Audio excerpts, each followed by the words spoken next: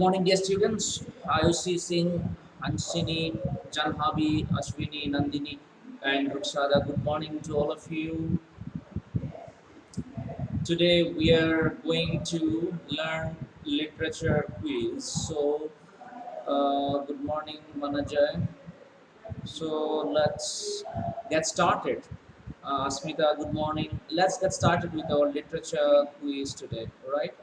So, dear students, I've just started to start with Iswaran the storyteller. So, let's start with this, right? Okay. So, let's do it, dear students. Iswaran said that a horrible ghost of a woman appeared. So, tell me which one should be the answer out of these four. What is your understanding based on the story? What have you learned?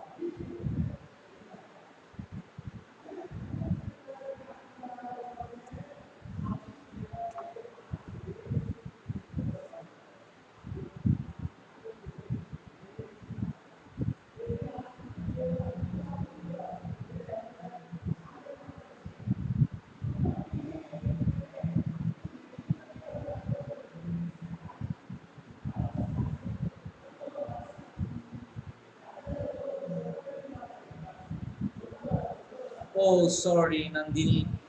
I've got to go back to class 10. So let's go to class 10. Class 10.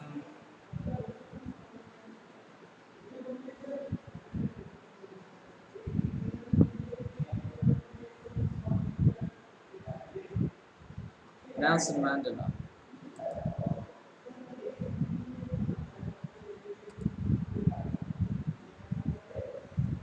Good morning, dear students. So let's do this one, Nelson Mandela. Then that's better. Let's do it, Nelson Mandela. So let's do it, dear students. Nelson Mandela, which is the correct definition of apartheid? Discrimination on the basis of gender, a practice that discriminates human beings on the basis of race and color, a political system that considers all citizens as equal, or none of the above. So, Harshal says number B, Nandini, Ashmita all say number B. This is number B, a practice that discriminates human beings on the basis of race and color. Absolutely correct. All of you are absolutely correct. The policy of apartheid started in South Africa under the government led by the National Party in 1948 and continued up to 1994. Okay, so the policy of apartheid continued till Nelson Mandela became the president of South Africa, right? So it started under the government led by National Party, remember, okay, in 1948 and continued up to 1994, okay, when Nelson Mandela became the president of South Africa. Okay, now let's move on to the next one. Which party did Nelson Mandela join to fight apartheid? Okay, which is it, Congress or African National Congress, Democratic Party or Republican Party? So it is very simple question, right, dear students? It's absolutely simple.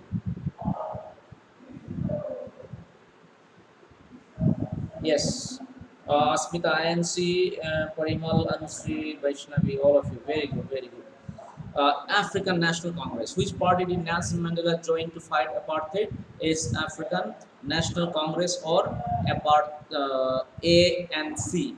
So let's find out something about ANC. Uh, See, dear students, there is some information given on the screen. So let's know something about African National Congress, right? So yes, see, dear students, African National Congress, that is ANC, the Republic of South Africa's governing political party. It has been the ruling party of post-apartheid South Africa since the election of Nelson Mandela in the 1994 election, winning every election since then. Okay, so Nelson Mandela was the party leader of African National Congress, and he was a very popular leader because he did many things for the for the people of his country. It was he who was responsible to eradicate the system of apartheid from the soil of South Africa in 1994 when he became the the South president of South Africa. He eradicated the practice of apartheid, and since then he has been actively involved in you know like uh, like in African National Congress. Of course, he died. He is no longer there. But since the time, the ruling party, the leader of ruling party, eradicated post-apartheid. Okay, Nelson Mandela has been, I mean, his party has been winning every election. Okay, since 1994 election, right? So from the record, we can say that South Africa's African National Congress of Nelson Mandela is the most popular political party in South Africa, right? Okay. So, dear students, you got to know something about African National Congress. Now, let's move on to the next question. Man's goodness is a flame that can be hidden but never extinguished. In which context did Mandela say this? Say this. Is it the kindness of his fellow citizens, or kindness of his prison officers, or the loyalty of the military force or party workers in ANC? ANC means African National Congress. So, which one do you think should be the answer?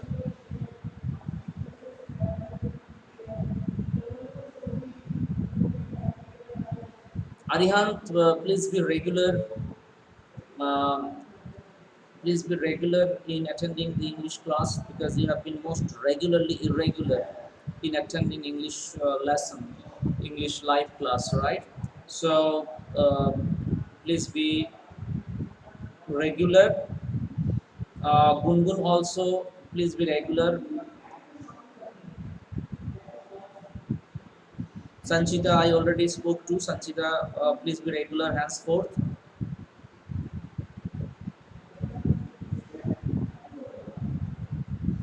Okay. So man's goodness is a flame that can be hidden but never extinguished. Uh,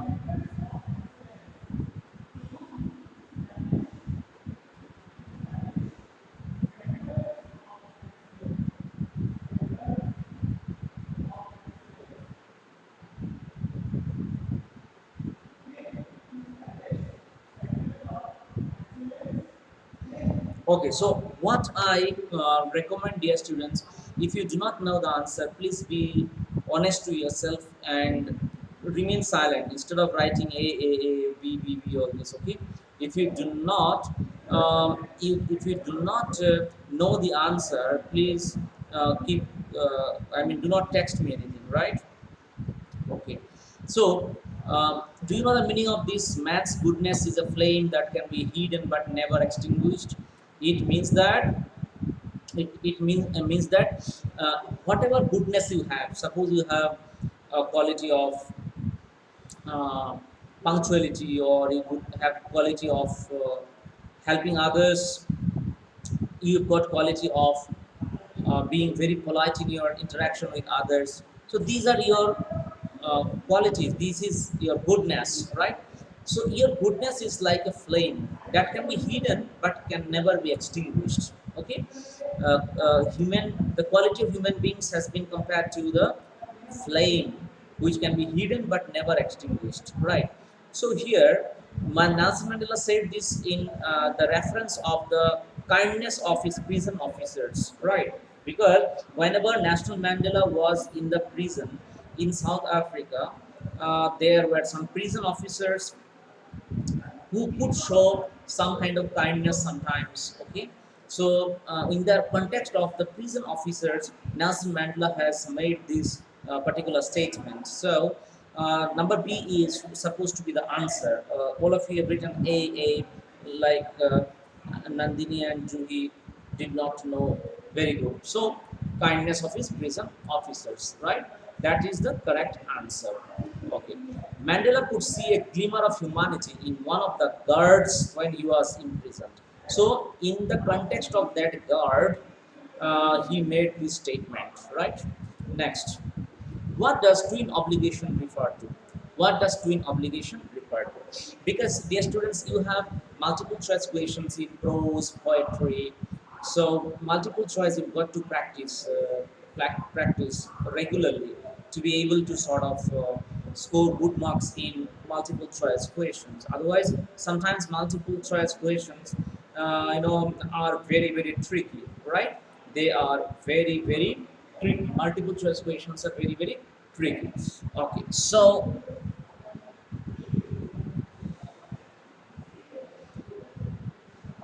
option C.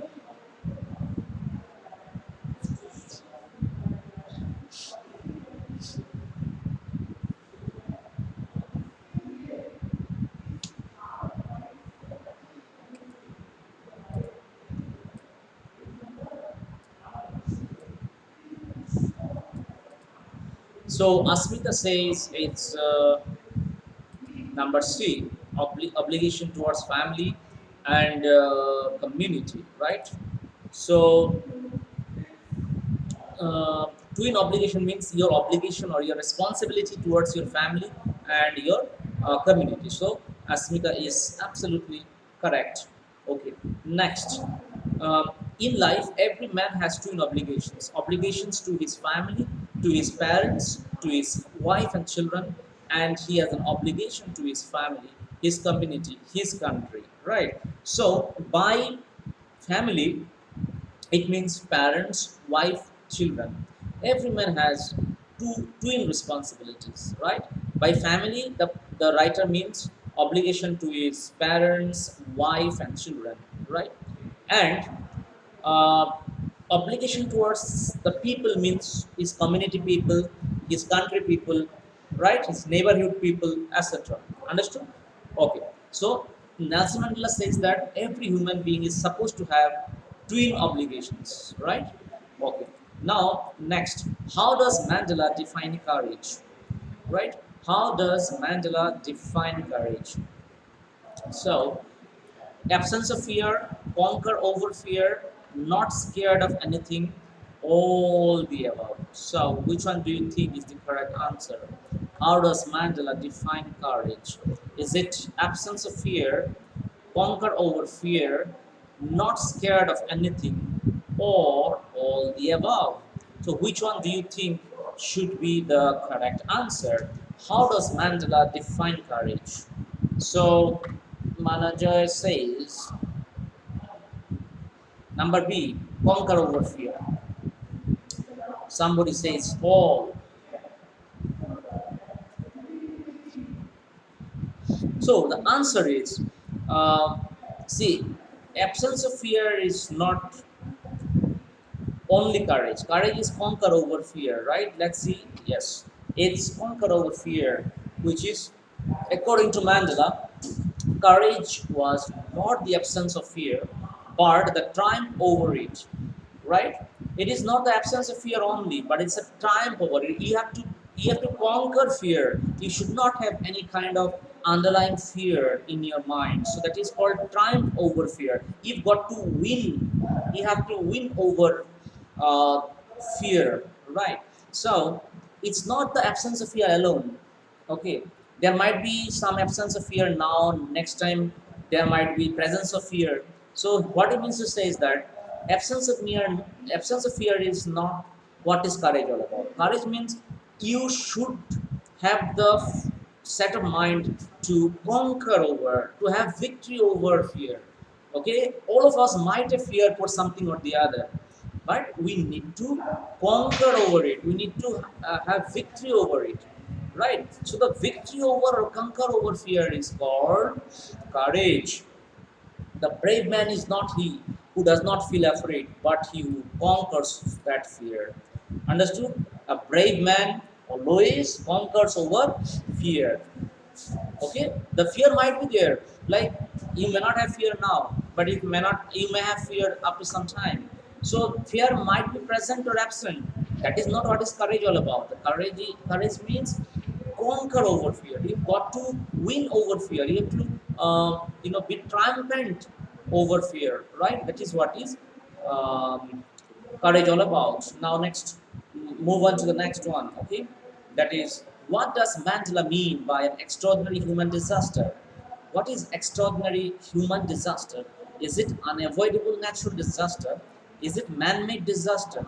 Is it disaster caused by the black in South Africa, or none of the above? Okay, so what does Mandela mean by an extraordinary human disaster?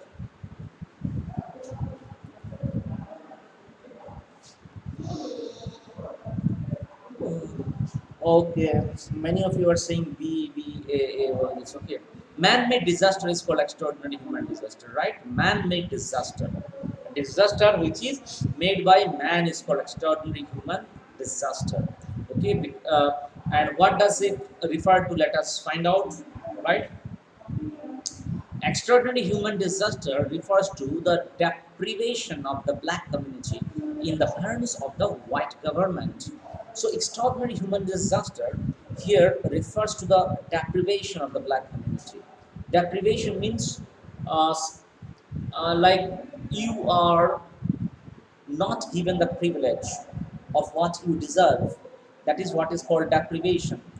Okay, as the citizen of India, you are supposed to get free ration, uh, or might be say, for example, uh, is some kind of rights or privilege that people are subjected to, and if you do not get such privilege, then it is called deprivation of the privileges. That is what is called deprivation. Deprivation means if you are not getting the privilege what you were supposed to get, so that is deprivation all about, right?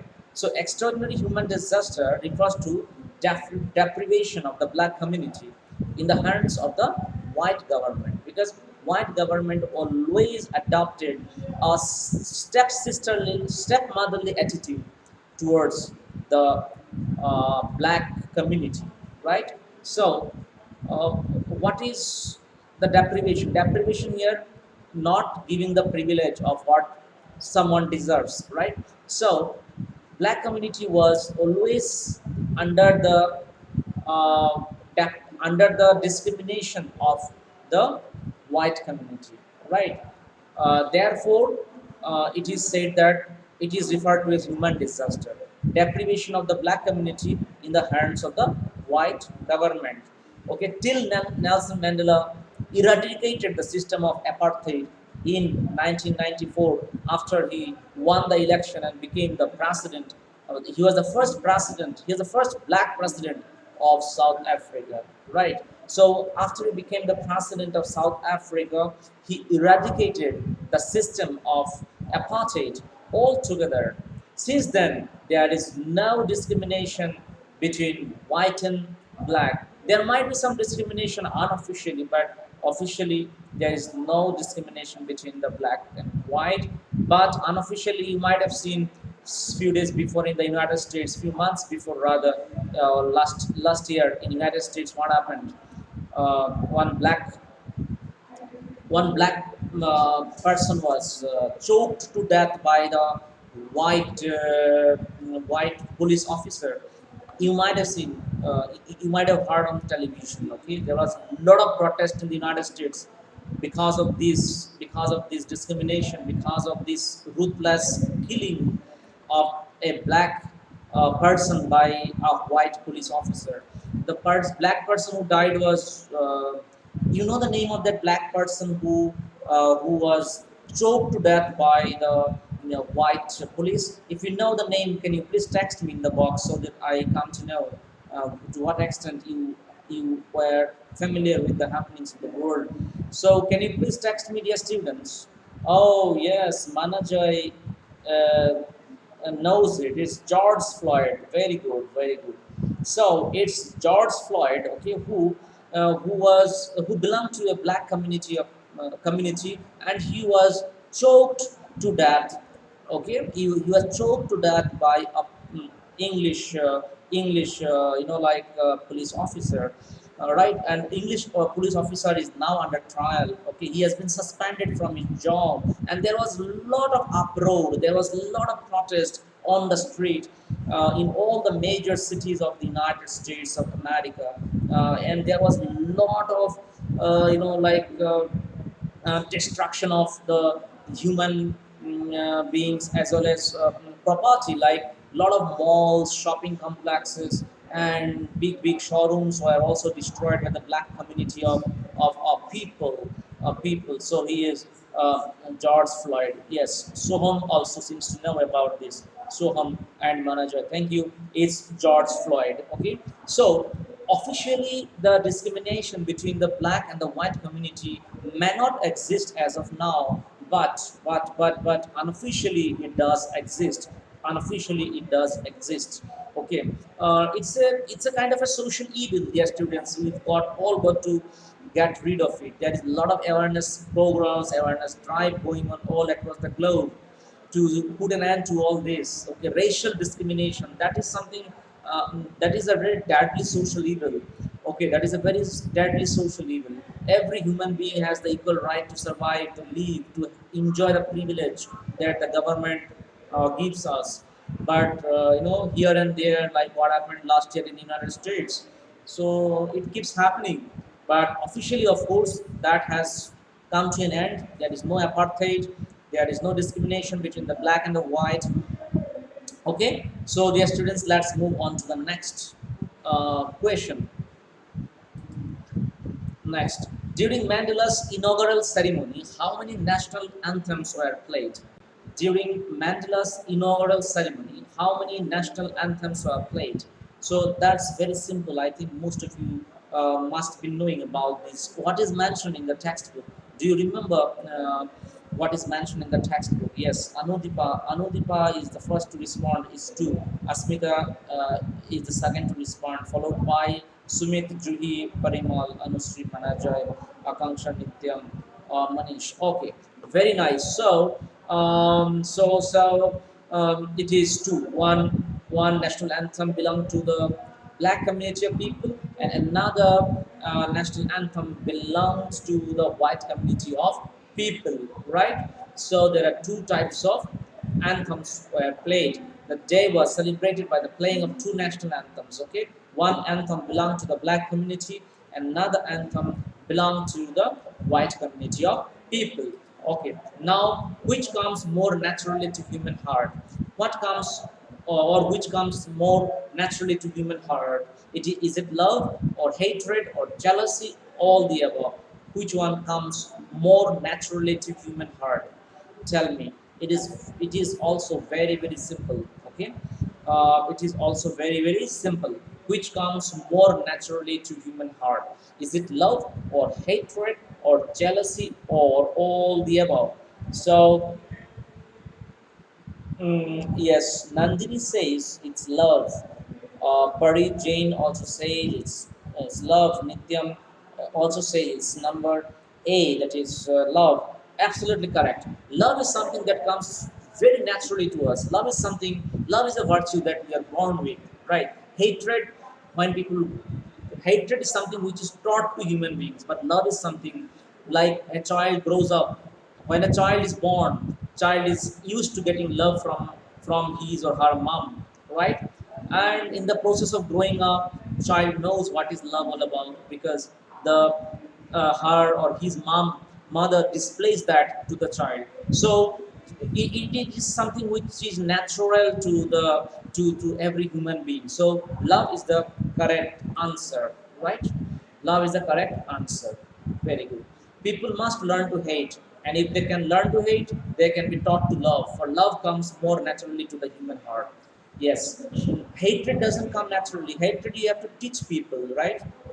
But love is something which comes very naturally to human heart. This is a kind of a virtue which every human being is born with, right? Yes, students. Okay, now let's move on to the next one. Okay, a black in South Africa was not allowed to fulfill twin obligations. Okay, a black in South Africa was not allowed to fulfill twin obligations, as in that case he would be identified and isolated from his community. Number B, he would not be allowed to be obliged to his family. Number three, he would be brutally killed. And number four, none of the above. So, which one, dear students, do you think should be the correct answer? Is it number A, or number B, or number C, or number D? Okay, Asmita says it's A, Anudipa A, Krishna A. Okay, so black in South Africa was not allowed to fulfill twin obligations because in that case he would be identified and isolated from his community. Right? It's a correct answer. In South Africa, a man who tried to fulfill his duty to his people was inevitably ripped from his family and his home and was forced to live a life apart.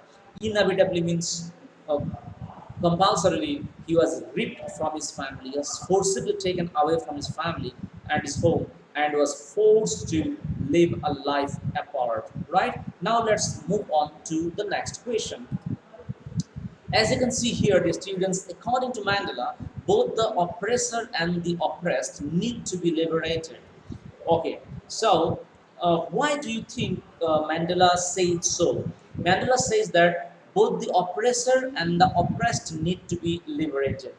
Both of them, both of these two categories need to get freedom. Both the oppressor and the oppressed. Oppressor here refers to oppressor in the context of this lesson is the white government, and oppressed is the black community of people, right? So, according to Mandela, both the white government as well as the black community people, both of these two categories need to be liberated. Okay, why does Mandela say this? Some of you are saying number C. Let me sort of check it for you. Number one is oppressor is a victim of prejudice and narrow-mindedness. Oppressed need to be liberated from oppression. Both oppressor and oppressed are not having total freedom. All the above. Okay. So, first of all, when you come to the when we go to select all the above as the correct option, we need to see whether other three options are correct. That is why first we'll start with statement A and we'll verify whether it is a correct statement. So you see here, oppressor is a victim of prejudice and narrow mindedness. This is a correct sentence, right? So this statement is number A is correct. Number two, oppressed need to be liberated from oppression. This is also correct. So number B is also a correct statement. Number C, both oppressor and oppressed are not having total freedom. Of course, this is yet another correct sentence. So if all the three options are correct, and on the fourth option it is all the above, then obviously, of course, without thinking very much, we have to select all the above as our correct answer, because all other options appear to be correct or they are absolutely correct. So in that case, we shall select all the above as our correct answer, right? According to Mandela, he is not truly free if he is taking away someone else's freedom, just as surely as he is not free when his freedom is taken from him, right? So what does Mandela say? What does Mandela say here? Try to understand. Nelson Mandela says that a person who takes away someone's freedom, like here, who is the person who has taken away someone's freedom? It is the white government who has taken away the freedom of someone. It is the white government who has taken away the freedom of the black community of people, right? So he is not free because he is the prisoner of prejudice and narrow-mindedness, right? And on the other hand, the black community people are also not free because his freedom is taken from him by the white government, right? That is why both the oppressor and the oppressed need to be liberated. Please do remember that. Okay, that's all. That's it for the. That's all about the quiz, dear students. Okay, so we could correct 100%. It seems. Okay, we could correct 100% percent. It seems right. So, dear students, we have successfully finished this quiz. Okay, so now, before we go further, can you please text me your presence? Can you please text me your presence so that I can take your attendance at this moment? Um,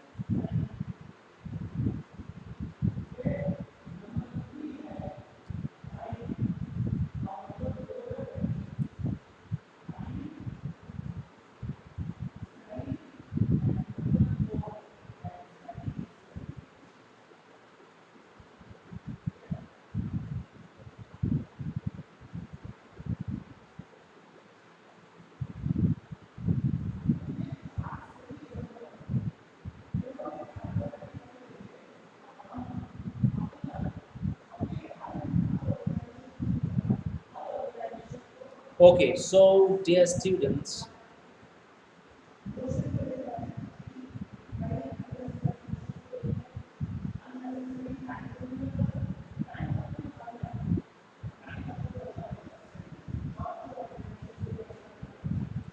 okay, so tomorrow I shall ask you questions from A Letter to God and Nelson Mandela. So please do prepare these two.